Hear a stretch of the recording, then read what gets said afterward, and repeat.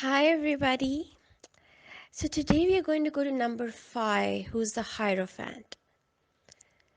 Now, this was typically a hard card for me to love in the beginning. The Hierophant is seen as the upholder of a tradition, and because when the time these cards, tarot, came into being and these cards were printed, the Pope was the head of the religious system in Europe and of Christianity. And this tarot also originated in Europe. So, this card was typically depicted the Pope. So, this is someone who, but now we can extend and expand on that definition. He is someone who has the authority and who upholds the tradition. He's typically a head of a religion, but he can also be the head of your college. He can be a father figure in your life. He can be your boss. He can be, the head of anyone, or maybe even a mentor or teacher in your life. But some of the words that apply to him are orthodox, conventional. He's part of an establishment, part of the institution, the organization. And he is a part of a hierarchy. Like, this is the top, this is who comes next, this is who come next. Now in this ascending yoga, we have a lot of flat structures in companies where there isn't so much a pronounced hierarchy. That's not the Hierophant, okay? That's not the Hierophant. The Hierophant is all about following the protocol. Now, he also holds, with the Hierophant, it's always that the old is better than the new. So let's keep the old. Old is gold, is what I would say. And what do you think a Hierophant wants? He wants you to conform. He wants you to be loyal. You see the two people kneeling down? They are bowing down to the tradition. They are loyal. These are not people who would question. You can imagine the Hierophant doesn't like open questioning. He does not like being challenged. So, but everything that is tradition is not bad. There are beautiful things about it. There is wisdom in that. So, you know, one should not reject it, but one should see what still makes sense, what makes sense in the situation. If you can see the Hierophant, his one hand is raised in blessing. You can see keys. So here he's saying that ancient wisdom is the key to unlocking your problems. Um,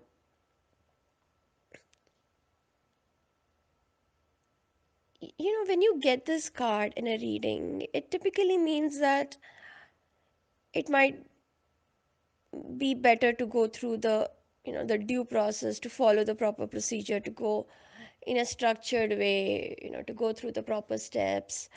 It could mean that there is a person like that in your life who is influencing the situation. It could be that, what is the traditional way here? What is the orthodox way? Look into it.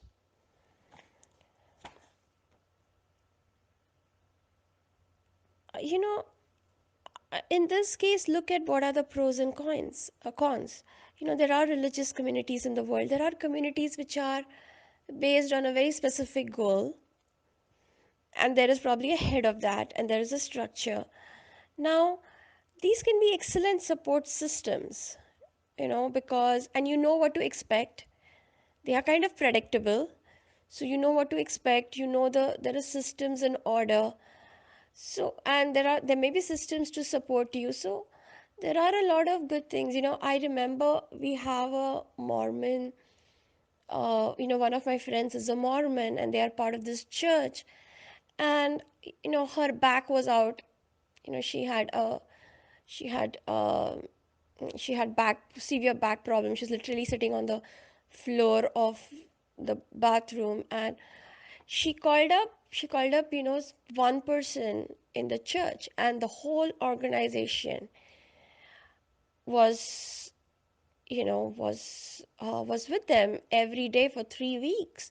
Someone would get in the morning food, someone would get in the evening food. It was like just very organized. She didn't have to do anything. Of course, there will be her turn to put in that. So, on the flip side, there can also be claustrophobia. It's kind of rigid. You might feel you don't have much of an individual identity because it kind of works on conforming. It kind of works on, one person making the rules and everyone following it. So this is the kind of setup. So you have to see how the Hierophant energy is in your life. Now, for today's homework, what I'm going to ask you to do is to find one person in your life who represents the Hierophant. It could be you, it could be someone else.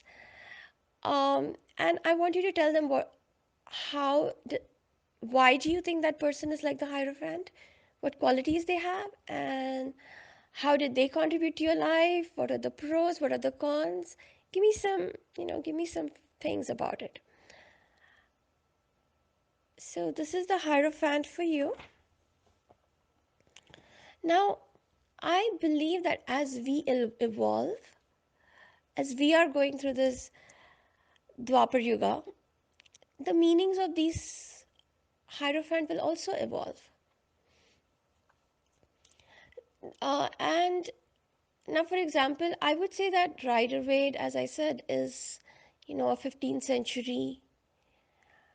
It came to be in the 15th century, and we were still in Kali Yuga.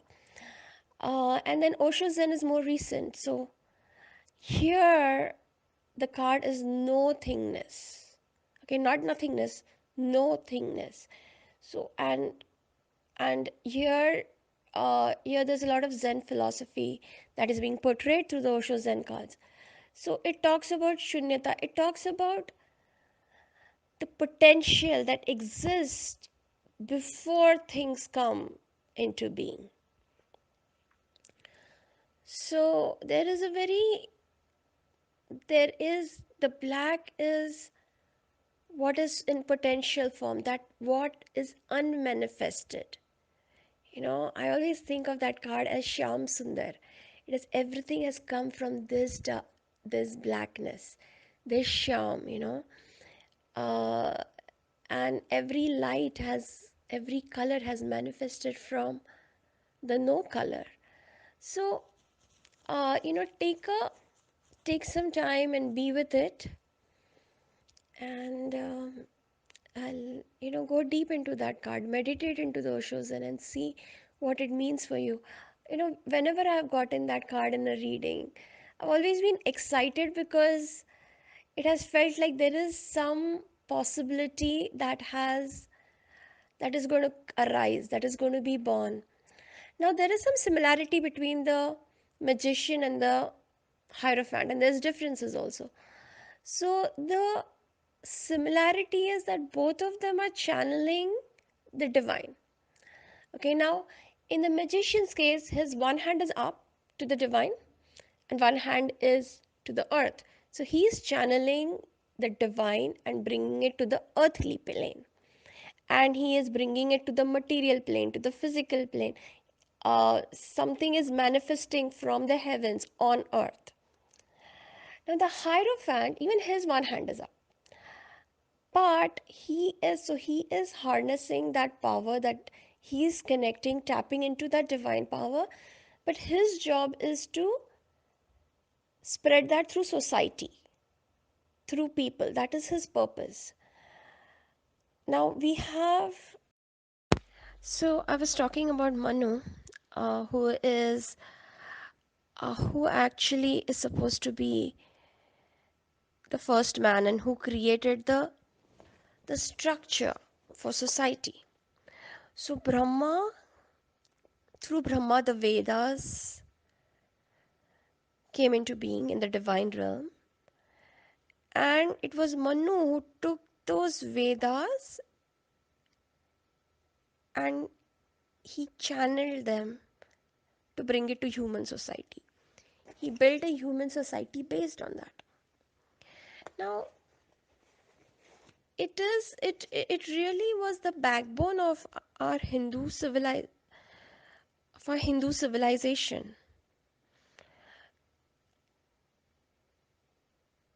and um, he was the basis, and it made for a very successful, long standing. You know this Hierophant card. No, it is about long standing. It is not a short. It is not a flash in the pan. It is something that is long standing.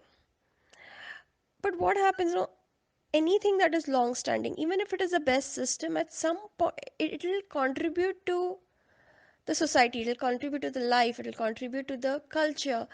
But as time passes, it does not keep up with the times. So it becomes very claustrophobic. It actually, at some point, it becomes very intolerant. It doesn't like to, it becomes more and more rigid, and it becomes more and more dissociated from the current life. It stops being relevant, and originality stops. And there are people who are at powerful positions there will think that, okay, it's not in the rule book, we are going to, it's not a good idea.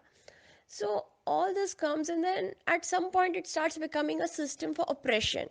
So something that was very creative and a way to really contribute to society and to give structure to the society now becomes very corrupt.